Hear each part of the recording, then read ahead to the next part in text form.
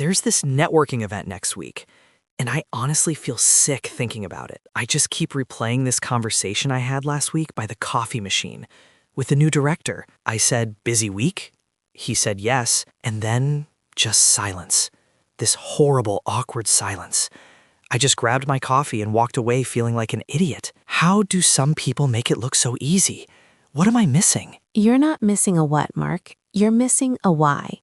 Most people think the goal of small talk is to be impressive, or funny, or interesting. They think it's a performance, and that pressure is what creates the awkward silence. But you have to say something interesting. Otherwise, why would they want to talk to you? That sounds logical, but the real goal of small talk isn't to be interesting. It's to be interested. That's the entire shift. You are not on stage. You are on a search. A search for what? For a tiny spark of connection. And you don't find that by talking. You find it by listening. The problem isn't what you say first. It's what you look for first. Okay. So if I'm not supposed to be thinking of a clever opening line, what should I be thinking? You start with the belief that you need a good opener, a universal line that works on anyone. Yes, exactly. Like, what do you do? Or where are you from? The classics. People believe that because it feels safe, a script. You can prepare it in advance. It reduces the uncertainty. Right. But it quietly fails. It fails because it signals that you are not present. You are running a script. It makes the other person feel like they are part of a checklist, not a conversation. An interview.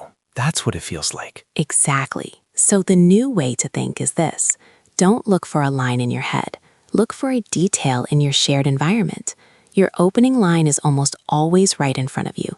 It's in the room, the event, the moment. What do you mean? Instead of asking a generic question, you make a specific observation about your shared reality. At that conference, instead of "Where are you from?" you could say, "This is a much bigger room than last year," or "The coffee is surprisingly good." The coffee is surprisingly good? That seems so simple. Almost too simple. Simple is the goal, because it's not about the coffee. It's about opening a conversation from a place you both share. It's authentic because it's happening right now. It's an opener that is contextual. You're not asking them for information. You're inviting them into a conversation about the present moment. Okay, that makes sense. A contextual opening. I can see how that's less pressure, but that just gets it started. My biggest problem is what comes next. I run out of things to say after 30 seconds. Let's talk about that. What do you usually do after they respond to your first question? I panic, and then I ask another question, and another, and another. I try to keep the ball in their court. That's the belief that feels true, isn't it? To keep a conversation going, you must keep asking the other person questions. Yes, it shows I'm interested in them. It's polite. It seems polite, but what it does is create a strange power dynamic. You become the interviewer, and they become the subject. It's exhausting for them. They have to do all the work, and they learn nothing about you. There's no connection. So I'm trying to be polite, but I'm actually being difficult. You're making it hard for a real conversation to begin. The new way to think is to build a rhythm, a loop. For a conversation to feel good, it needs to be reciprocal. It has to flow both ways. You can't just take information by asking questions. You have to give a little information too. Give information? You mean talk about myself? I thought that was wrong. Not a long story, just a small piece. The pattern is observe, then ask, then share. Or ask, then listen, then share. Let me give you an example. You ask, "What team are you on?" They say, "I'm in finance." And my old brain would immediately ask, "Oh, how long have you been in finance?" Right, the interviewer. Instead, try this. They say, "I'm in finance." You add a small personal connection. "Ah, finance. I always find it amazing how you all manage such complex budgets. My team could learn a thing or two from that." Then you ask a question. "What's the biggest project you're working on now?" Ah, I see. The sentence in the middle, the share, connects my world to their world. It does two things. First, it proves you were listening. Second, it gives you information about you. It makes you a person, not just a question asker. It invites them to do the same.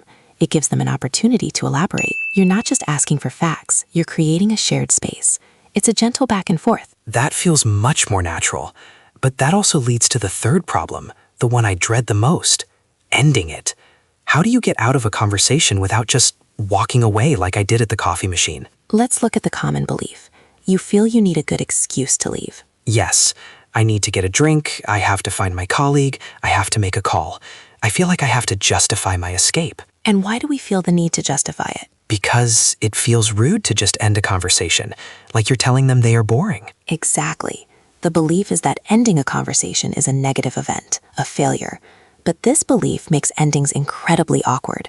You wait too long, the energy dies, and then you mumble an excuse that sounds fake. Guilty. I do that all the time. The new way to think is that ending a conversation is a healthy, normal, and professional skill. It is not a rejection. It is simply a transition. Great networkers are brilliant at ending conversations well. It leaves the other person feeling respected and valued. How? What does a good ending sound like? It has two parts. First, you signal the end before it happens. You give a verbal warning. Second, you end on a positive, forward-looking note. A warning? Like, I have to go in 1 minute? Softer than that. You can just say, well, I'm conscious of your time. Or, I know we both have other people to meet, but before I go, this prepares the other person. There's no surprise. Okay, I like that. It's respectful. What's the second part? You summarize the positive point of the conversation and suggest a future. For example, well, it has been so interesting hearing about your work in finance. I'm going to go find my colleague, but I hope you enjoy the rest of the event. Or, thank you for that insight. I'd love to connect on LinkedIn to continue the conversation. So you're not running away, you're closing the loop. You are closing it cleanly. It makes the 5 minutes you spent with them feel valuable, not like a random chat that just faded away. If this is true, Sarah, if this system of contextual openings, reciprocal sharing, and clean transitions is the answer, why do smart people still fail at this? I know very intelligent people who are terrible at small talk. Because they believe their intelligence is the tool they should use. They try to be clever. They try to sound smart. They focus on the content. But small talk is not about content. It's about connection. But what if the other person gives you nothing? I ask a contextual question, I share a small detail, and they just give me one-word answers. Yes, no, maybe. The system breaks down. It doesn't break down. It succeeds. How can that be success? The purpose of the framework is not to force a great conversation with every single person. That's impossible. The purpose is to quickly and efficiently discover if a good conversation is viable. If you follow the steps, you offer a contextual opening, you create a reciprocal share, and the other person gives you nothing back, you have your answer. The answer being, this person doesn't want to talk to me. Or they are distracted or shy or having a bad day. The reason doesn't matter. The system has worked perfectly. It has told you this connection is not viable right now, so you use the graceful exit technique we just discussed. Well, it was a pleasure to meet you, enjoy the event, and you move on. Without feeling like a failure. Without any emotional cost. You didn't fail. The situation just wasn't right. The old way, where you keep asking questions at a silent person, feels terrible.